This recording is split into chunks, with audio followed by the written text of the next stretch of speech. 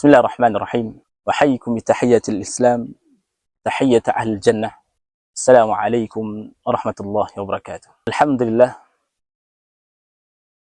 alladhi hadana li hadha wa ma kunna limuhtadiya lawla an hadana Allah. Ashhadu an la ilaha illallah rabbuna wa ashhadu anna Muhammadan nabiyyuna ballagha ar-risalata wa baddal amanata wa nasiha al-ummah wa kashafa Allah ta'ala bil ummah.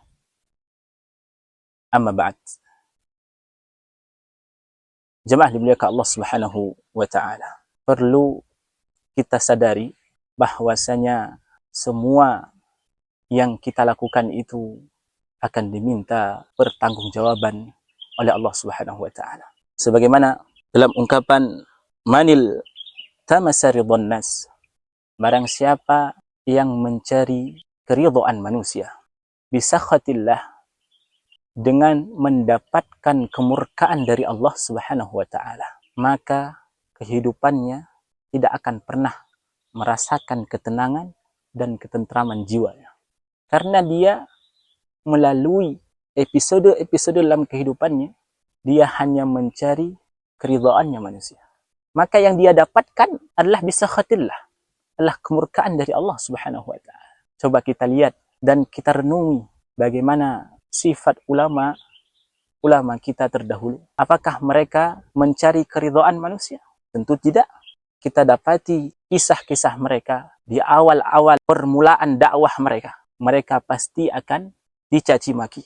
Pasti akan mendapatkan cemoohan dari orang-orang. Itu adalah sunnatullah. Namun coba kita lihat, di seiring perjalanan waktu, Allah tumbuhkan kecintaan ke dalam hati manusia-manusia yang hidup dalam lingkungan mereka. Karena apa?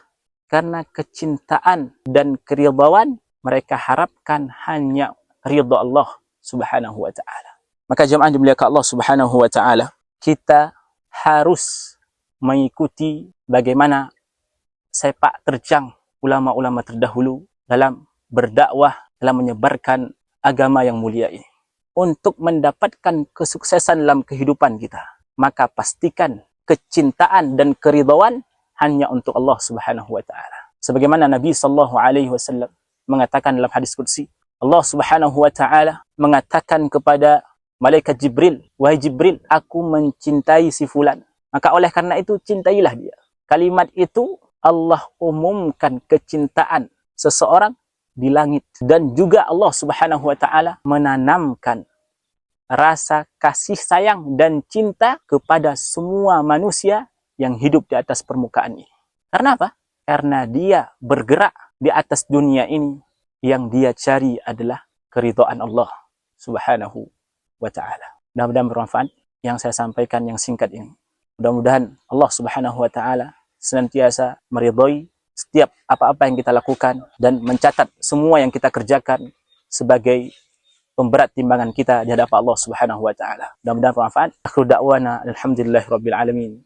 Assalamualaikum warahmatullahi wabarakatuh.